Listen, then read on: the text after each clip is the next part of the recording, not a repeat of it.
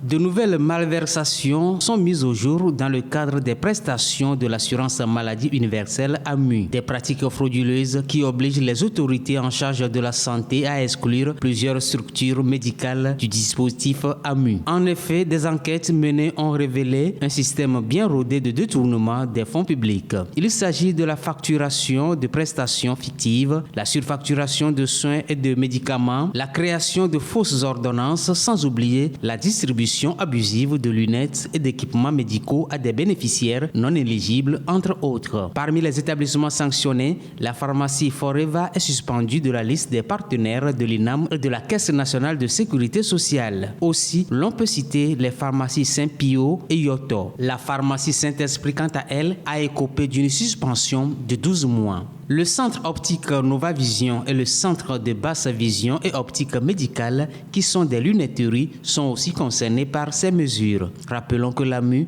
est conçu pour garantir aux Togolais des soins efficaces à moindre coût. Des poursuites judiciaires sont prévues contre les fraudeurs afin de récupérer les sommes détournées. Remplaçant le programme School Assure, School AMU, qui est un dispositif de couverture sanitaire destiné aux élèves des établissements publics de la maternelle au secondaire, a permis de mobiliser 356 millions de francs CFA en janvier 2025. Cette information provient d'un récent rapport publié par l'Institut national d'assurance maladie INAM.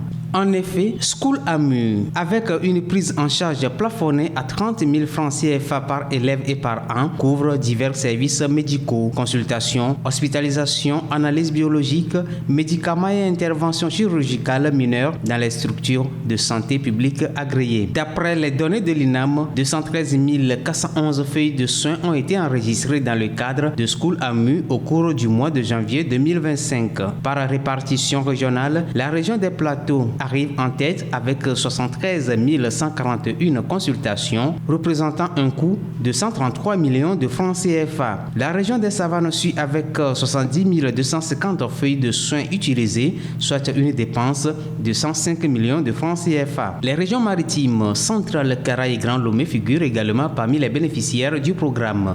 À noter que 2,2 millions d'élèves à travers le pays sont éligibles à cette couverture sanitaire offerte par l'État pour l'année scolaire en cours.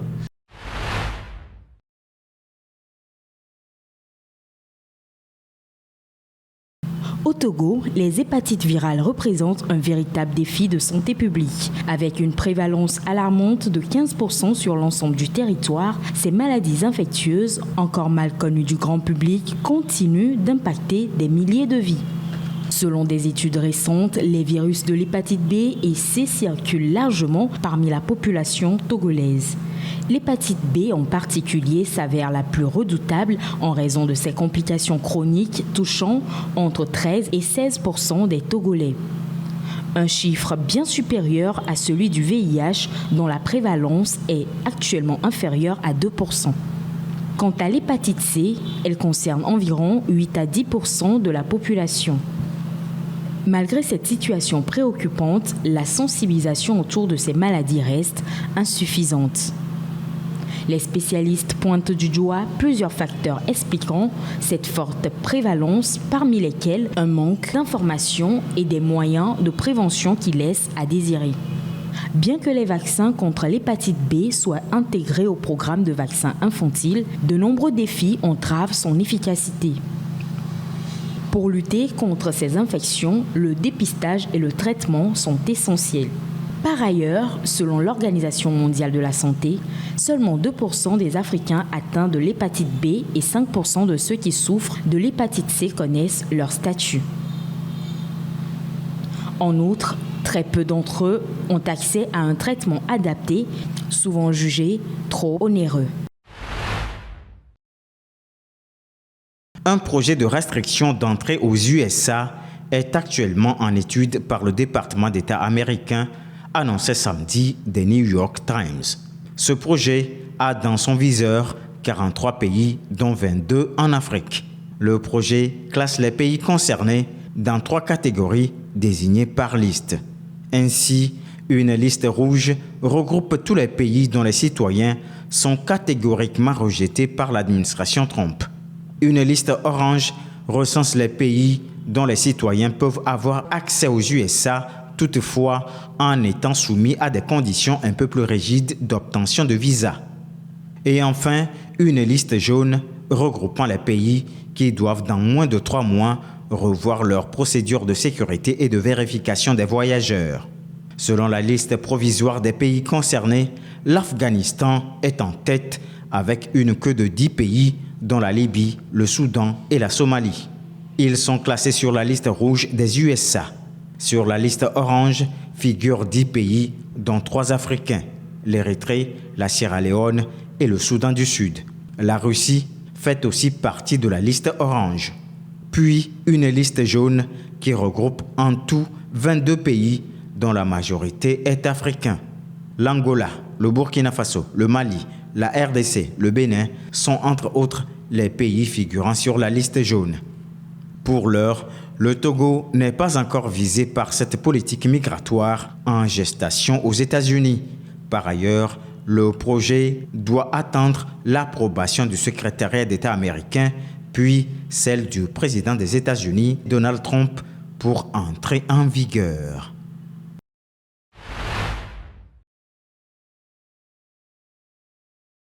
Le Mali a officiellement annoncé son retrait de l'Organisation internationale de la francophonie, emboîtant le pas à ses voisins et alliés le Niger et le Burkina Faso.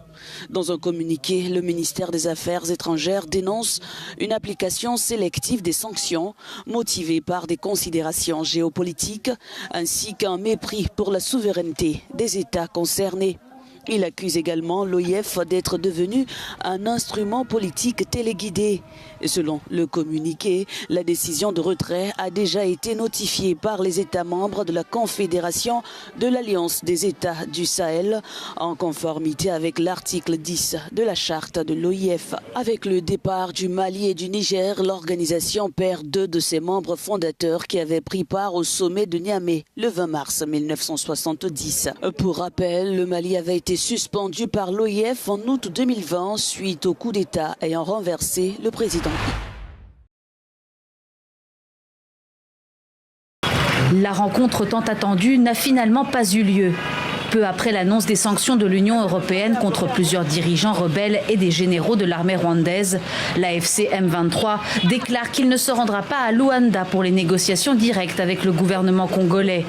Une nouvelle preuve que les groupes armés ne prennent pas les pourparlers de paix au sérieux, selon Kinshasa. Il s'attendait le moins que la médiation angolaise et que le gouvernement congolais puissent adhérer à la démarche et puissent se présenter. Ils n'ont pas de discours cohérents et politiques à mettre sur la table pour réfléchir sur la paix.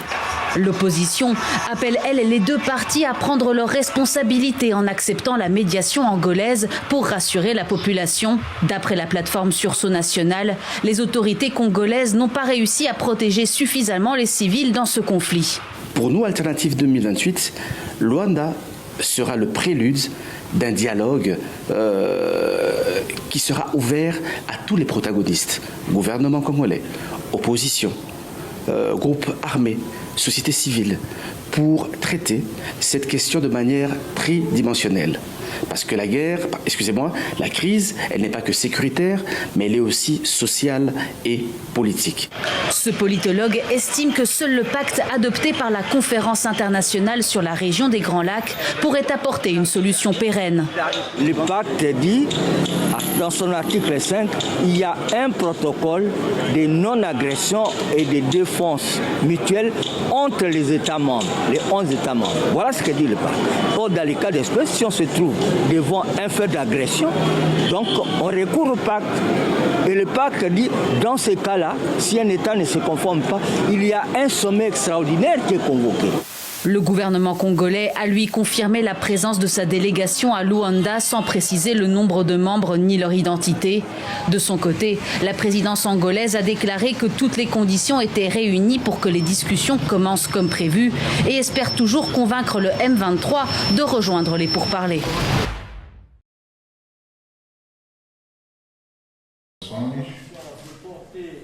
Les présidents de la République démocratique du Congo, Félix Tshisekedi, et du Rwanda, Paul Kagame, se sont rencontrés à Doha au Qatar ce mardi sous la médiation de l'émir Tamim Ben Hamed Al Thani.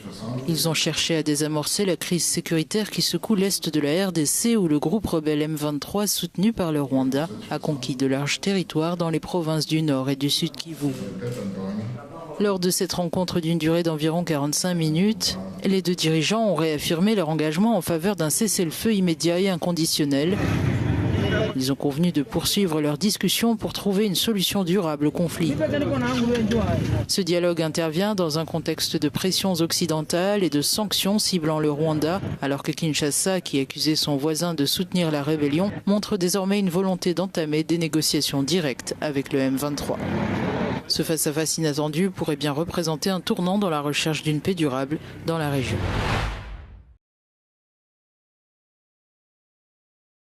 Une bombe placée en bord de route a explosé mardi près du palais présidentiel somalien. Dans un communiqué, le ministère de l'Information a qualifié l'attentat perpétré dans la capitale Mogadiscio d'acte lâche et désespéré du groupe militant Al-Shabaab qui l'a revendiqué par le biais d'un site internet allié. Le gouvernement a ajouté qu'Al-Shabaab visait le convoi du président Hassan Sheikh Mohamoud après qu'il a été chassé du palais présidentiel avant de se diriger vers l'aéroport principal. Le président somalien se rendait à Middle Shabelle, dans le sud de la Somalie, pour superviser les opérations militaires contre Al-Shabaab. Un témoin dit avoir vu 3 corps sur les lieux. Le président est indemne.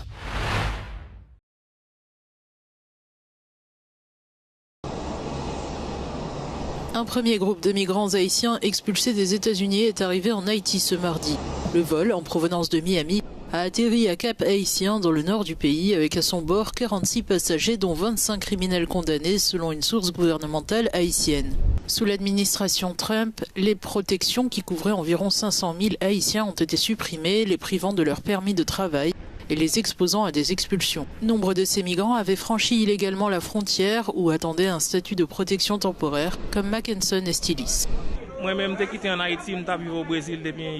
Je suis haïtien, j'étais au Brésil depuis 2013, mais j'ai finalement décidé l'année dernière de quitter le Brésil pour aller au Mexique et de là entrer aux États-Unis. Odile Sauveur explique qu'il n'en est pas à sa première déportation. Il suit la file d'attente pour être pris en charge par l'Office national de l'immigration. J'ai voyagé une première fois aux États-Unis, ils m'ont déporté. La première fois, ils m'ont dit que je pouvais revenir après 5 ans. Mais quand je suis revenu après 21 ans, durant le mandat de Biden, ils ont pris mes empreintes digitales. Quand ils ont compris que j'étais déjà venu, ils m'ont arrêté et m'ont mis en prison. Ma demande d'asile a été rejetée, alors j'ai été expulsé. Face à la détérioration de la situation en Haïti, les défenseurs des droits humains appellent à l'arrêt des déportations, dénonçant un danger imminent sur les plus vulnérables.